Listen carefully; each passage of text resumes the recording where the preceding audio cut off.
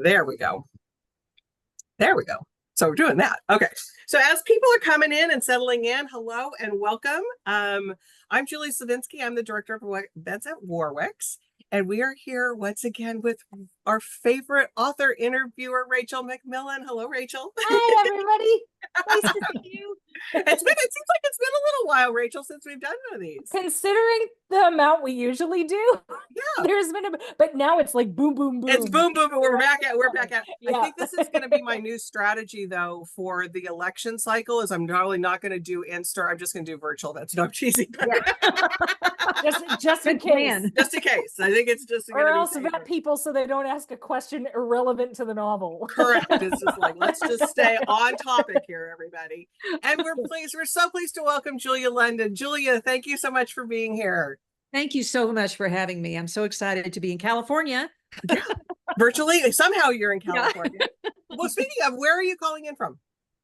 I'm in Austin. Okay. Oh, Texas, nice. yeah. So, okay. And then we know Rachel's up at Toronto. We're in San Diego. Yeah. It's a little bit toastier here than we're used to in San Diego. We're hitting that 80s mark, which I know for a lot of you, that's like cool, balmy weather. Like, I wish. It's but been for us, hot, muggy, 100-degree summer in Toronto, but with really cool thunderstorms. So I'm all about those. That's interesting. I'll be dabbing myself here. This is we're not used to this. Here, I didn't know we were allowed to dab ourselves during the webinar. Yeah, I'm dabbing in the webinar. What's Austin right now? What's the temperature in Austin? You know, it's been so weird. It's been a wet and rainy July, which never ever happens. And so I'm discovering, so the highs are still around 90, which is good for us. But I'm discovering all the stuff that comes with rain in the summer. We have a horrible fly problem and bugs that we never have because it's usually over 100 and everything's dry and dead. So yeah, but now they're like, woohoo, it's my time to shine. So there you go. So before we get started here, before I do my official intros and pop up the screen, just real quick, if you're watching this on YouTube later, there's not a live Q&A, but it's going to be a great conversation. So stick with it. It's going to be wonderful. In the comment section, I'm going to put how to order Julia's book. And so just go ahead and click that link. If you're in San Diego, we'd love to see you come to the store. There it is. It's a great cover. Yeah. Such a good cover. Came with props.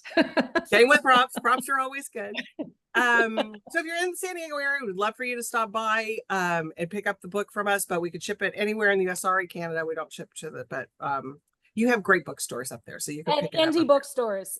We are all about supporting the indies here. Yep. So you should do that.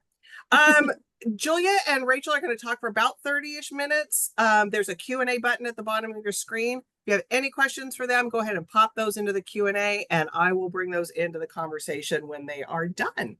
So with that, really quickly, Julia London is the New York Times and USA Today bestselling author of numerous works of romantic fiction and women's fiction.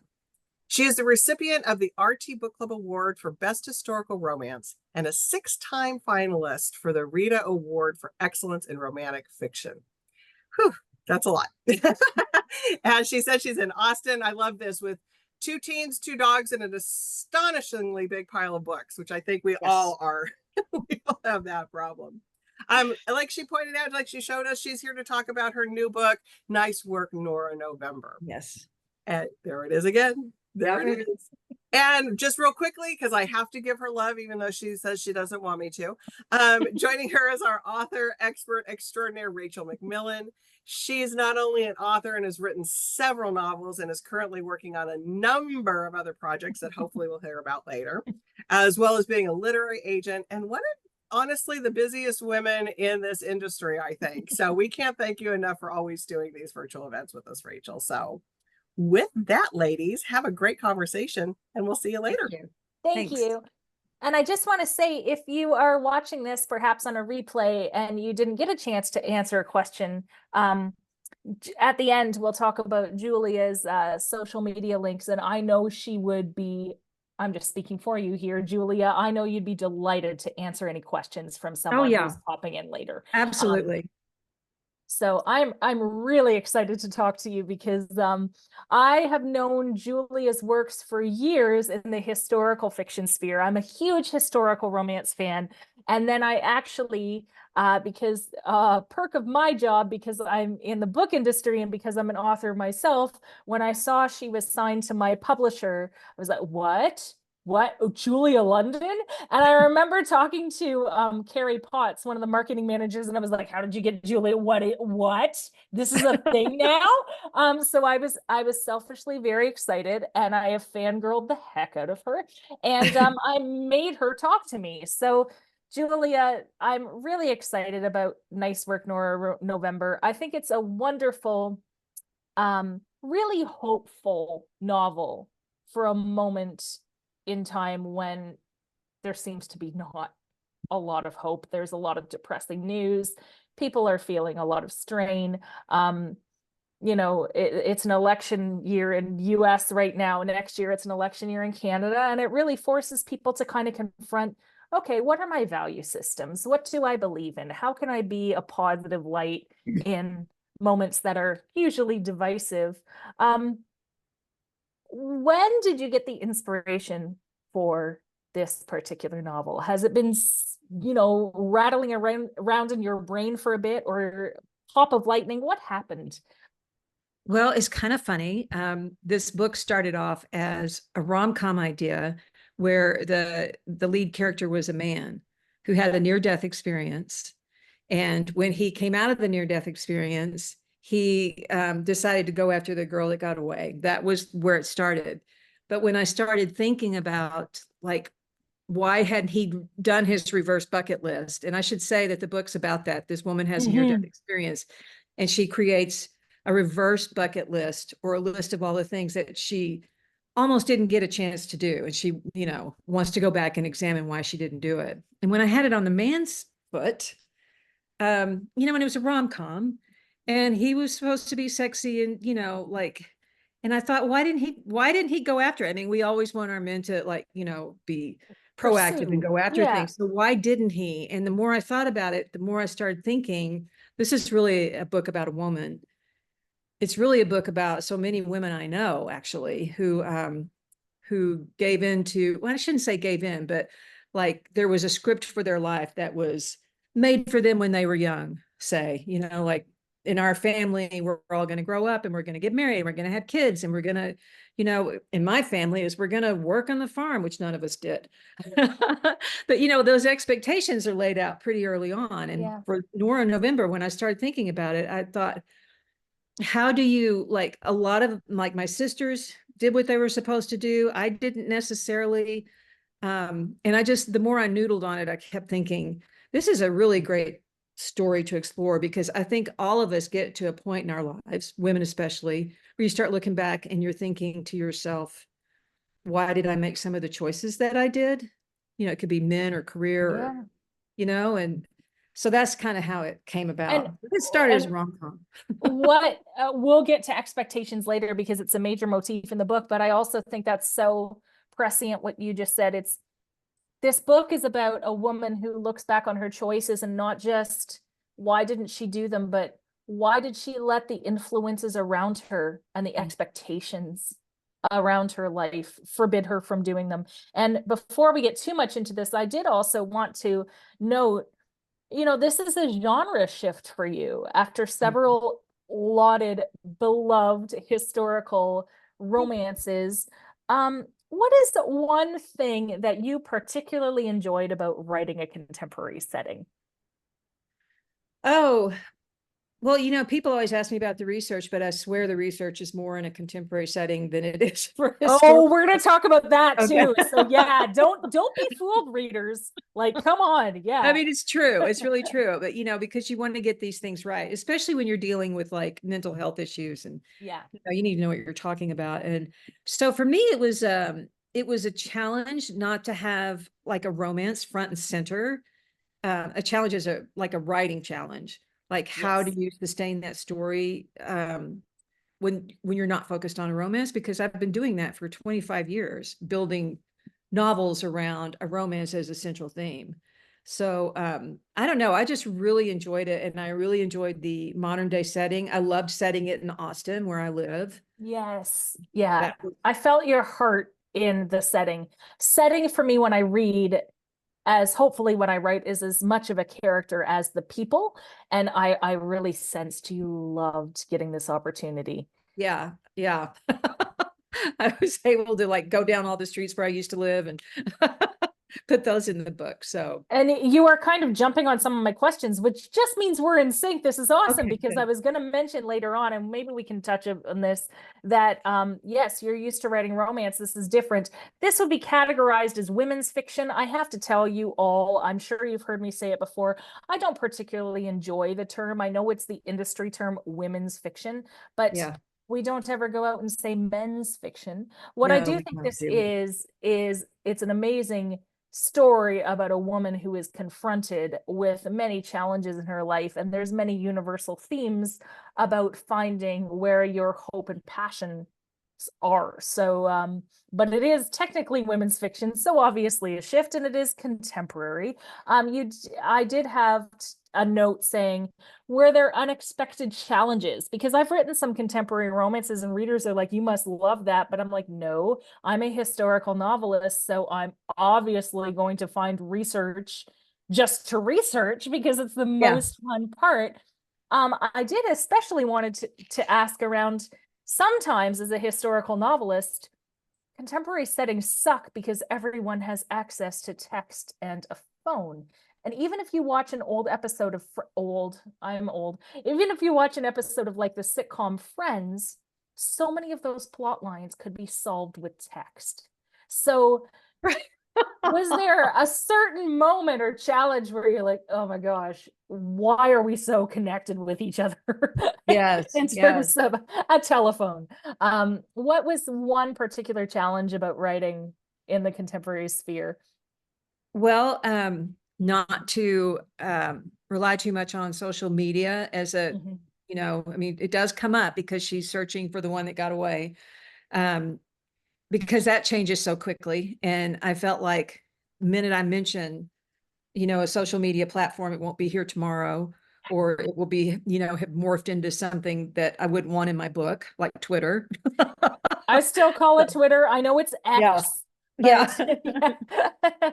And then, you know, new technology too, because like Nora's mother, you know, she likes to video text. Yes. And actually, my sister and I have started doing that. We text each other via video instead of like texting. And so you know, it's like, so you text, but it's you speaking and then she gets it. But I have found it to be so like, I don't know, freeing, because I had make so many typos and so many autocorrects when I text that by the end of it, nobody knows what I'm talking about. And I don't even, you know, And you're the emoji in video yes. text. Yeah. You So don't now, have to be like you little know, heart when we face. It's text, it's you. like it's video. And so she, you know, the downside of that is I'm not always going to have on makeup or look my best, and she's going to have to look at it. So, But that's real. That's what you should be with your sister, right? yes, You know, my sister, I have a sister who's like not even 2 years younger than I am. And that's one of our things, is like, we really have seen ourselves in states you'd never show anyone else. exactly. And I really wanted to say that there, you know, I loved the hopefulness in this book, but there's also a bit of a bittersweet optimism in the fact that we've got Julia's new lease on life, and we have her, Yours. this is sorry, Julia, you're Julia. Long day. Turn brain on, Rachel, then ask questions. So this is back cover copy stuff. I'm trying not to do spoilers, but Julia has a new lease on life after, or Nora has a new lease on life after a near-death experience and a reverse bucket list, but it does come at a cost, because she's been away from life for a little bit, and she had to go through this trauma in order to be able to rejig and revitalize her life.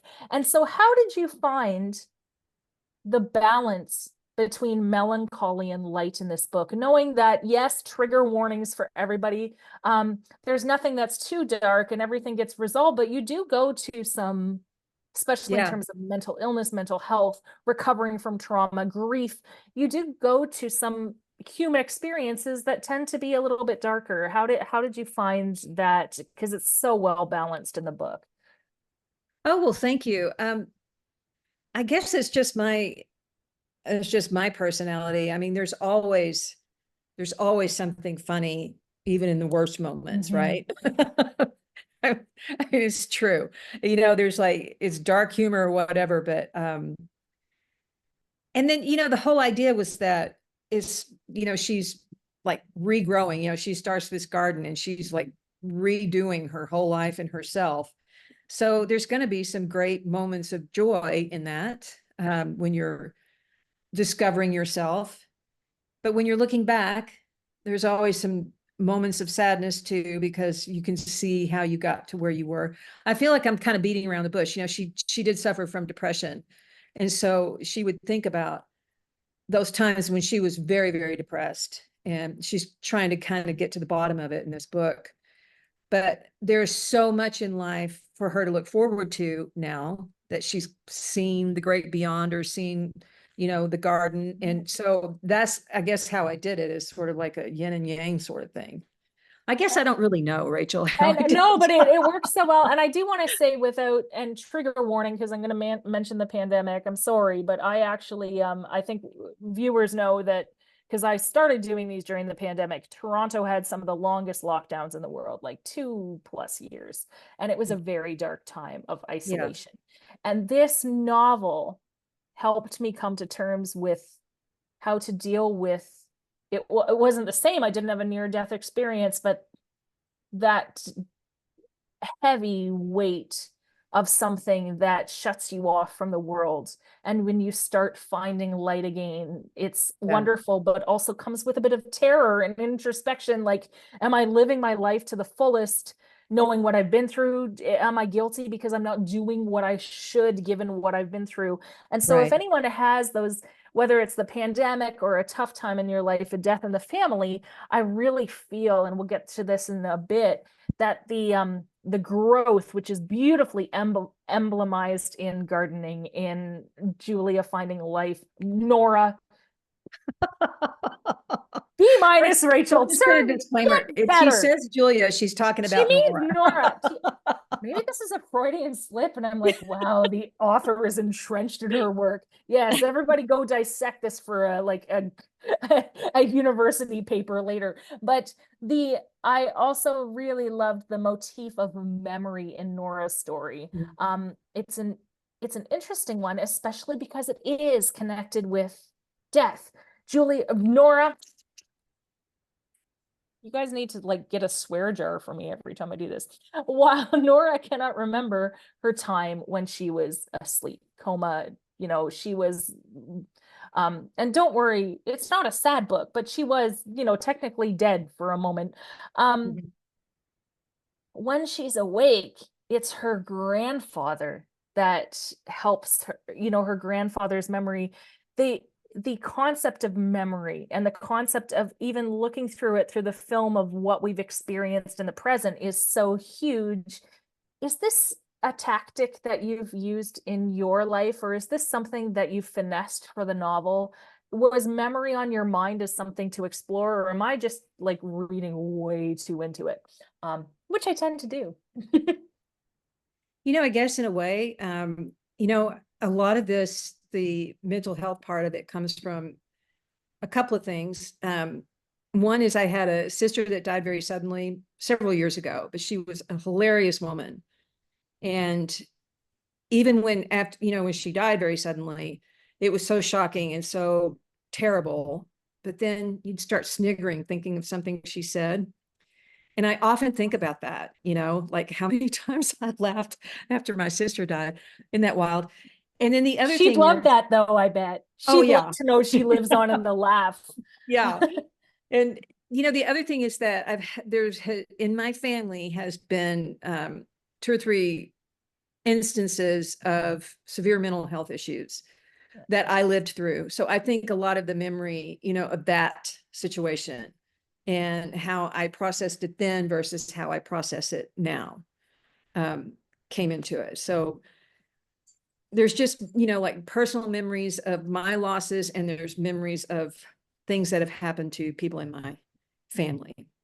And there's such universal themes that it becomes collective. We can all draw something from this, but I also really want to focus on the garden that she cultivates. Are you a gardener, or are you just a, not just a, but are you, wow, these things are No, so I'm a pretty. just a like Because I've got I would kill some- anything, but I appreciate people who can make things grow. No, I'm not really, but my grandfather had what we called then a kitchen garden. Because I mean, I really did grow up on a ranch. And so we had like a lot of, we grew our own vegetables. And one of my fondest memories is like following him around that garden while he was doing, I don't know what. And me talking, I mean, that was me, describing myself as a little girl. So, I mean, I guess that's where I get it from, but it didn't translate to my adult life. I don't live anywhere near a ranch now. I have some potted plants, but that's about it. No, and I loved it because it's just such a way to tap into the idea of life and flourishing and trying, and things die and grow again. And I did want to know that if you outlined the book when you decided that it was going to be Nora and not a rom-com with a male protagonist, or do you just follow the story trail to see where it ends up? Oh no, I do a pretty extensive outline. And in fact, the longer I'm in this job, the more detailed the outline gets. Because I have figured out over the years that it's a lot easier when you get to that really hard middle to kind of know where you're going instead of trying to figure it out on the fly. So yeah, everything's pretty well outlined. And or rewriting it in edits like I do. Like my editor would love me listening to you right now saying, yeah, Rachel, I've been telling you this for 8 years. Yeah. Well, don't fool yourself. I still end up rewriting quite a lot of it, but I do go from an outline, and I like knowing what the character arc is before I start, because that helps me kind of set up the character. And if I don't know that, if I'm just kind of pantsing it just, I've done that before, and it just meanders and goes on too long, and then you're like ripping stuff out, and it just doesn't make sense to me as a writer, personally. I know a lot of people like you do it, but oh, I'm not saying I'm supposed to do it or it works, but that's what we do, and I never learn. And I think it's wonderful because there's almost a balance that if you want to find a way to pursue something, then you can. Was there anything in edits? Because I think readers should know a book is done and then it goes through several editorial drafts and several more. And then you all as readers will find the one typo that every one of us through stages 1 through 8 missed, and it still made it to the printer. Right. But was there anything that in edits, either because of word count or because of the flow of the story, anything that you had to cut that you wished you had been able to keep in? No, I trimmed a few scenes down, but I didn't really cut anything. That's nice. Well, I mean, I'll take that back. There in the beginning, she used to go by a bakery, and the woman always treated her poorly until she spoke up for herself. And I cut that out because it was kind of like it just went nowhere. But other than that, it's pretty much as you've got it now. Love that. And I really loved, oh, we started with this. Yay, we're at this question. I really enjoyed how you looked at the weight of expectation, not Yes. just those placed on Nora by others, but by the expectations she places on herself. Yeah. In what ways did you find that a reverse bucket list, and perhaps you didn't think this way, could be as harmful as it is filled with possibility? Because even within the reverse bucket list, there's an expectation of you didn't do these things, now you're doing them. How did you work with the expectation in the book? Well, I think about this a lot in terms of my own life, just the expectations that are placed on us as women. Yeah. For starters, as family places it on us, or maybe I shouldn't even say that. Somewhere you get the idea that you're supposed to be a certain way and do certain things. I wish I had a really good example, but something like stupid, like your sister's pregnant and you should give her a baby shower and Yeah. it should look like this and you should have tablecloths and you know what I'm saying? And so there are all these expectations that come from somewhere, but when you apply them to things in your life, like you should be married, you should have children, you should, you should want your children to go to college. You should maybe get a job that around your children. And I'm just using these as examples. Yeah. But through my life, I've thought about like, why have I gone down certain paths? What, and I remember things, when I was a teenager, everybody got married after high school. Some went on to college, but they were married, but that was the goal. Oh, absolutely. I grew up, I'm a pastor's kid. That's what happened in our church. Everybody was married by 19 or 20. Yeah. Both of my sisters are older. They got married, 18, 19 years old, like everybody did where I was from. And I didn't, I didn't have that same desire, but I just kind of wondered where those expectations come from. And they're passed down and I don't know. And I felt like with Nora, especially, her father was such a narcissist and, he was so, she needed to reflect him. And so those expectations were put on her, but when you're younger, you don't question them so much, I think, as you do when you get older. And so when she makes her reverse bucket list, she talks about how it's not that ambitious. Like she's not going to go climb a mountain or see the 7 wonders of the world. She wants to learn how to cook, for example. Yeah. And she just starts thinking about, why didn't I? If that was a desire, why didn't I? And that kind of takes her into this path or on this journey of looking back at her life and how she got to where she was and why, what the factors were and what changes she needs to make. And that's why I think anyone who has a book club needs to do this book, because the idea of Nora's bucket list being attainable things that force her to confront her past. The bucket list is not made up of gargantuan things like see the pyramids or skydive. I really feel if readers are watching and they need some contextual comparison, Linda Holmes's Evie Drake Starts Over or Flying Solo. If you love those books, which are wonderful books, this is your wheelhouse, everybody, because it really forces you to confront some things in your life that are attainable. Julia's book here is not, the reverse bucket list is not things that, but why didn't I learn to cook? Why didn't I start paying more attention to the garden, to the flowers, all of this? It's just such a hopeful book. And I think that I had a note here that so many of us feel the pressure to do something because of other people, but not because the opportunity presented itself through anything organic or anything that we enjoy or we like. And I found a lot of myself in Nora, and Nora finds her voice in new ways, which I love. And this is especially an interesting juxtaposition because she mightn't have had this experience if she hadn't have gone through what she did. The trauma, near-death experience changed her in unexpected ways. So even though it looks so horrible that she had to go through this, her life is so much better because of that. Did you have a specific, did you have a specific message or hope that readers would take something specific away from this book? Oh, I don't know that I had a specific hope. I guess my biggest hope was that they would relate and also recognize that some of the mental health challenges we face, all of us face in our family, aren't like a fault of anyone. There are different ways of looking at it and getting out of it.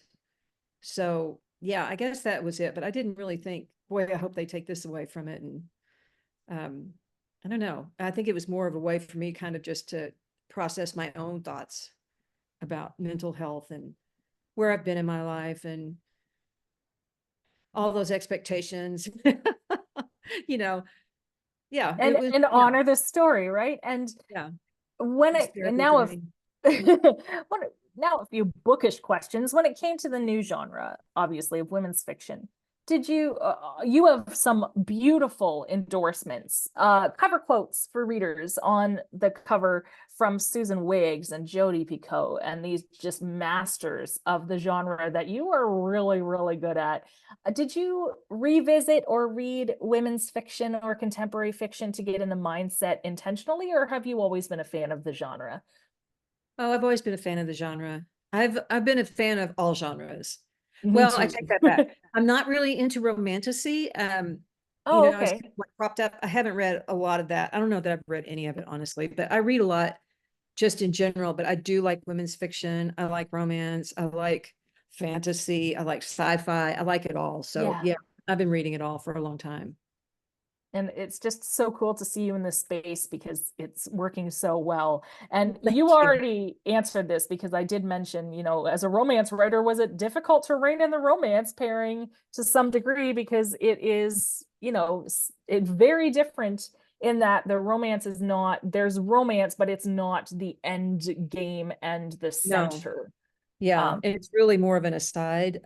Yeah, that was a little different for me. Not not having to write about that front and center. And you do it in such a clever way. There's many things in this book that are really clever, and I hope readers take the time to realize how beautifully she told the story. I tried to find a way to couch this aspect of the story in something that wouldn't give away a spoiler, but uh, one aspect and one clever device reminded me of the film Amelie, where two people are kind of connected, but they don't really meet each other until a pivotal moment. And you have a guy in this story that serves a very central role, and we even get to follow him a little bit. Yeah.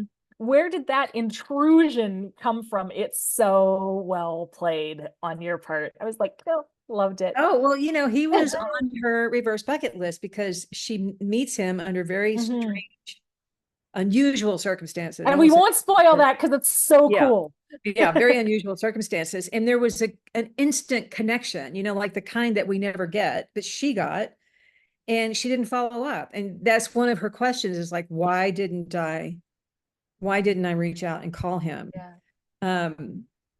Now I forgot the question. I got Oh so no, it's excited. just know it was more like a lead into this is a really cool aspect.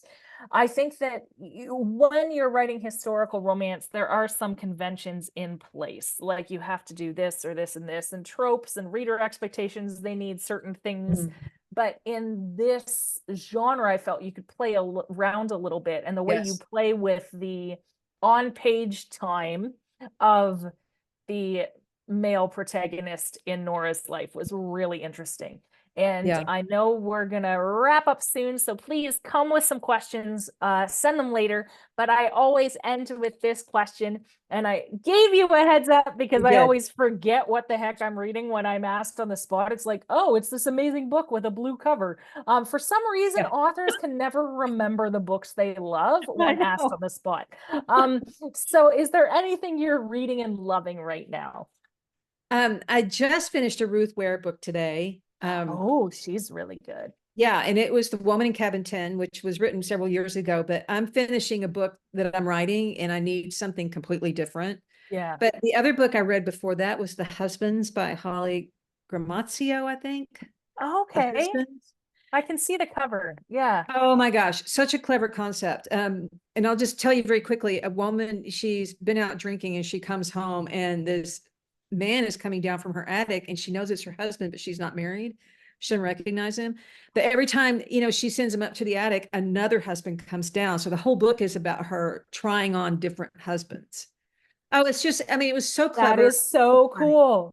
I think Yeah, I many, really many enjoyed that. women would like that Yeah. experience. And I was I just like can't. kind of in awe of that idea and how she executed it. And so, yeah, The Husbands and then The Woman in Cabin 10, if you haven't read it, woof, And you won't. we should say that you have pretty wonderful, as we call in the book biz, hooks, which is a literary agent in my day job. It's all about the hooks. And Nora November had such a wonderful one, and you executed it so perfectly. And it was an absolute joy to read you in a new genre, because I was like, whoa, she really is good at everything. So thank you so much. And Julie, you can come in and wrap us up. There we go. Say that. It's always good to get accolades. Always love the accolades. Okay, I have to ask this, and I don't mean to put you on the spot at all, Rachel, with this one, but because we were talking about Nora and Julia kind of as the same. Oh my gosh, what is the matter with my head? Do you know what I was thinking? I think subconsciously is that Julie and Julia movie by Nora Ephron. I was just working on a client proposal where we were doing the conversational, like we had a Zoom call about Julie and Julia and Nora Ephron. Right. I think it's been mixed in my mind. It just mixed in. But my question is to Julia, how did you come up with the name Nora and Nora November? Was that? Love it. Do you always have names hanging out, or? No, names are really, really hard. They really have to fit the character. Okay, funny story. We wanted some alliteration in the title, so the name was the obvious one. And I tried, I don't know where I came up with Nora. I guess I just liked it, but Nora Nelson, Nora, whatever. And we landed on Nora November, and I found out, looked it up. November's actually a last name. And so, we went with that. And I was at a book signing here in Austin, and a woman came up to me and said, she has a friend named Nora. No, I'm sorry. She has a friend named Nancy November who almost died. She said, I can't wait for your book to come out. I can't wait to. And I'm like, are you kidding me? There's another November out there who, she didn't say she had a near-death experience, but that she almost died. It's like, I've never heard that name before. I liked November because it struck me as a season where the gardens fall off, where it's twigs, and in Canada where snow starts. Good. And I didn't think of it that way. Yeah. No, it was all about the alliteration, and just it was. I love it. I love it. All right, so we have a question here from Nita, and she would like to know, Julia, do you have a favorite quote or line from the book? I do like when a woman tells Nora that people who say they don't want to live anymore, that's not true. They want to live. They just don't know how to live. I can't remember the exact quote, but I liked that one. Yeah. I pat myself on the back for that one. That's a good one. Do you have those moments when you are writing, when you write something like that and you go, oh, that was really good? Do you stop and just do you have that moment when you're writing? Not when I'm writing it, but when I get like versions back, like the typeset pages, and I'm reading it and I'm like, oh my God, that was good. Sometimes I'm like, I wrote that. There's no way. So I'm like always shocked by it. But in the moment, does that mean anything to anybody? Yeah, because that's like, even though like we do a lot for like other booksellers, when we read a book, we'll blurb it for other booksellers and things. And sometimes I'll go back and go, wow, I did a good job on that. Yeah, go me. Imagine it's the same thing when you're writing. It's like, dang, that was really good. Do you have, I don't know if you, I was doing some other stuff in the background here. Do you have and so apologize if you've already asked this, Rachel, do you have a writing routine, Julia, that like every day, just certain words or certain time of day? Do you have a routine that you go through? I do. This is my 26th year of writing. Wow. And I look back on it. I think the only way I've been able to do that is to treat it like a job. So in the mornings, I exercise, I walk the dog, and then I go to work. And I may kick off early that day, but that's what I do. And I try and write at least 1,000 words a day on a new draft, which is hard. It's really hard. I mean, it's amazingly hard. You think 1,000 words isn't that big a deal, but it is. Yeah. And if I do that, I can kind of keep up with the timelines that I set, but at least 5 days a week. The last few years I've taken weekends off unless I have a deadline, but yeah, just wherever I could get it in. And you alluded to another book. Are we staying in the women's fiction genre in the new book? Yes, I have one coming out next year. Everything is probably fine. That's the title we've got right now. I like that. And it's about a woman who's dealing with the aftermath of her sister's addiction. Oh, wow. So that happens off the page, but it's kind of like Nora November in that she's dealing with the way that, how that changed her life. Because family stuff can impact what's going on with you for sure. Yes, it can. Yeah. Yes, it that'll be can. so good. Yeah. All right, Rachel. Okay. Let's working on these, my friend. Okay. I know that things So that should be. listen, readers are supposed to have Operation Scarlet right now, but it needed so much extra work. And do you know what? To try and convince myself I'm not a horrible person that book hasn't come out. Thanks. I have an amazingly, Nora, now I'm doing the opposite, reverse. Julie and I have an amazing publisher. They've been so patient, but I just haven't been willing to turn in a phoned in draft. It's like, you could just finish this. I really want it to be good, and it just needed extra time. So Operation Scarlet will come out eventually.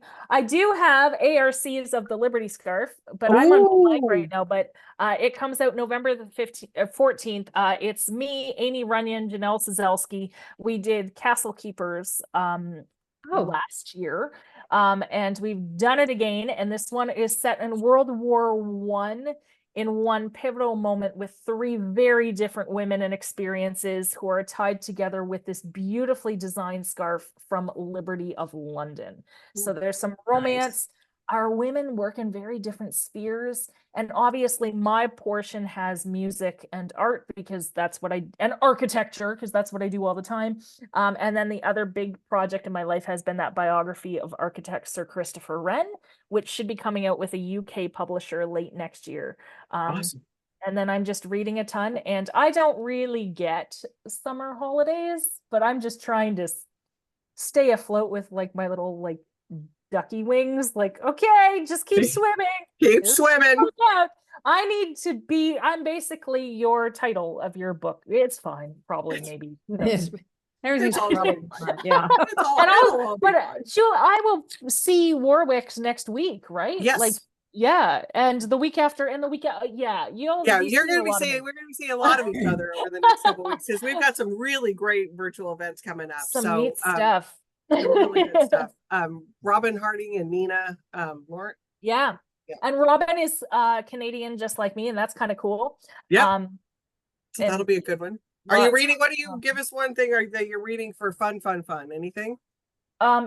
I have to tell you, it's been really hard to find any time because client manuscripts and stuff. Yeah. I did just read Emily Henry's Funny Story. Oh. And I think she's an amazingly talented author. I can say this without it being negative. It didn't personally hit me the way some of the other books did, but for some of her readers and fans like I am, this one hit them more than a different book she wrote. And that is the telltale sign of an amazing author.